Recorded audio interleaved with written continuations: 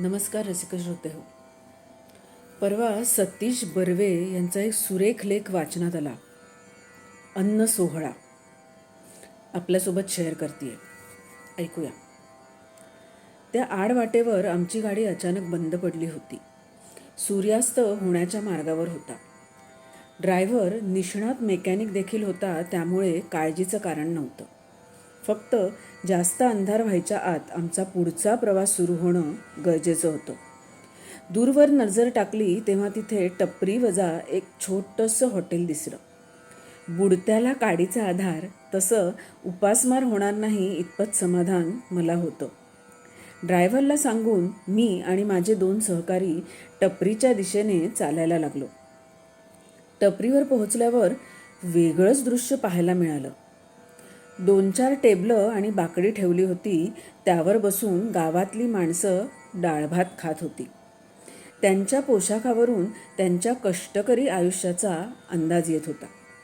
वाढलेला डाळभात खाऊन पत्रावळी उचलून रस्त्यालगत ठेवलेल्या मोठ्या डब्यात टाकून ती मंडळी टपरी बाहेर पडत होती. सगळं कसं शिस्तबद्ध पद्धतीने सुरू होतं. ते बघून मला आश्चर्य वाटलं. आम्हाला बघून एक मुलगा पुढे येत आम्हाला म्हणाला, "काय खाणार साहेब? भजी, मिसळपाव, वडापाव, भुर्जीपाव, गरमागरम मिळेल सगळं." हे ऐकून माझ्या जीवात जीव आला. "साहेब, तुम्ही तिथे टेबल खुर्ची ठेवली आहे, तिथे बसा." त्याने बोटाने दाखवलेल्या ठिकाणी आम्ही जाऊन बसलो. आधी 2 प्लेट मिक्स भजी मागवली. ती खाताना माझी नजर सारखी डाळभात खाणाऱ्या लोकांच्या टेबलावर जात होती. शेवटी न राहून मी खुर्चीवरून उठून तिथे पोचलो. "काय झालं साहेब?" तो मघाचाच मुलगा पुढे येत मला विचारू लागला. "ही डाळभात खाणारी माणसं कोण आहेत?" "ते माझा बा तुम्हाला सांगेल." असं म्हणून त्या मुलाने त्याच्या वडिलांना बोलावून घेतलं आणि मी काय विचारतोय ते त्यांना सांगितलं. एक साधारण 50च्या आसपासचा माणूस आमच्याजवळ आला आणि मला म्हणाला, "रामराम साहेब, तुम्हाला जे बघून आश्चर्य वाटलं तो अन्न सोहळा रोज इथे सकाळ संध्याकाळ सुरू असतो." आतून 2-3 चांगल्या खुर्च्या आण बरं." त्याने टपरीच्या दिशेने आवाज दिला. आतून आलेल्या खुर्च्यांवर आम्ही बसलो आणि तो माणूस सांगायला लागला. "माझा जन्म इथूनच आत 4-5 किलोमीटर असलेल्या गावात झाला. माझे आईवडील कोण ते आठवत देखील नाही. उघड्यावरच जगायचो. कुणी 4 घास दिले तर ते खायचो, नाहीतर पाणी पिऊन दिवस काढायचो. माझ्या बाला या टपरीवर कोणीतरी हाताशी पाहिजे होतं. त्याने मला गावातून उचलून इथे आणलं. त्या दिवसापासून तोच माझा बा झाला. पडेल ते कामं मी करायचो. पुढे पुढे किचनचं काम शिकून घेतलं. माझ्या हाताला चव होती. सुरुवातीला फक्त भजी आणि चहा विकणारा आबा, नंतर मिसळपाव, वडापाव, भुर्जीपाव, नेसकॉफी ठेवायला लागला. इथे आसपास खाणीत आणि ऊसाच्या मळ्यात काम करणारे पुष्कळ कामगार आणि ट्रकवाले, ट्रॅक्टरवाले इथे यायला लागले. टपरी 24 तास उघडी असायची. बाला नंतर चांगले दिवस दिसले. त्याने माझं लग्न लावून दिलं. बाने खूप गरिबी आणि उपासमारी बघितली होती. चांगले दिवस आल्यावर त्याने हा अन्न सोहळा सुरू केला.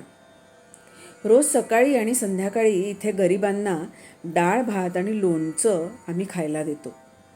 त्याचे पैसे घ्यायचे नाहीत असं बाने शिकवलंय. आपल्यातले 4 घास उपाशी माणसाला द्यावे हे बाने मला शिकवलं. असं केल्याने आपण काही मरत नाही तर दुसऱ्याला जगण्याची ताकद मिळते असं समजावून सांगायचा तो मला. तो आजारी झाल्यावर माझ्याकडून त्याने वचन घेतलं, हा अन्न सोहळा पुढे चालू ठेवायचा. आता मी आणि माझा मुलगा ही परंपरा पुढे चालवत आहोत. बा म्हणायचा, नुसतं गोणीभर जमवून काही उपयोग नसतो, तर त्या पैशातून गरिबांना मदत करायला हवी. देवाचं लक्ष असतं सगळ्यांकडे. आपण गरिबांना जमेल तेवढं सुखी ठेवलं की देव आपल्याला पण सुखी ठेवतो. एका हाताने दिलं की दुसऱ्या हाताने देव देऊन आपला तोल जाऊ देत नाही. नुसतं गोणी भरत गेलो की पैशाला पाय फुटतात आणि नको त्या रस्त्यावर आपण कधी जाऊन पोचतो हे आपल्यालाही कळत नाही. ज्या मातीशी आपण इमान राखत नाही त्याच मातीत आपलं जीवन आपण आपल्याच हाताने उद्ध्वस्त करतो. बा शिकला नव्हता, पण जगण्याच्या शाळेचा तो मास्तर मात्र होता. त्याने सुरू केलेला हा अन्न सोहळा जीवात जीव आहे तोपर्यंत मी चालू ठेवणार आणि माझ्यानंतर माझा मुलगा, नंतर माझा नातू. गाडी दुरुस्त झाल्याचा निरोप आला. त्या माणसाचा निरोप घ्यायची वेळ आली. पाकिटातून हाताला लागेल तेवढ्या नोटा काढून मी त्याच्या हातात ठेवला. साहेब, हे काय?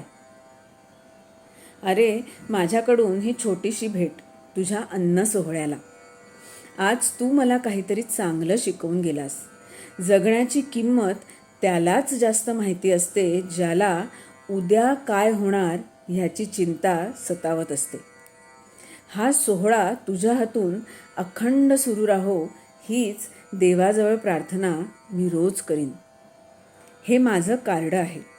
चुकून कधीतरी समजा वेळ आलीच या सोहळ्यात खंड पडण्याची तर मला अवश्य फोन कर.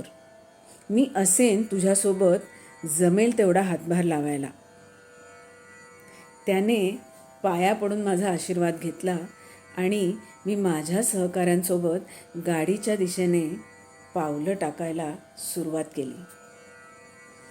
अन्न सोहळा. रसिका हो, खरोखरच आपल्याला जमेल तेवढी, शक्य असेल तेवढी मदत गरजू व्यक्तींना नक्कीच केली पाहिजे. काय वाटतं तुम्हाला? नक्की कमेंट बॉक्समध्ये सांगा. मनापासून धन्यवाद.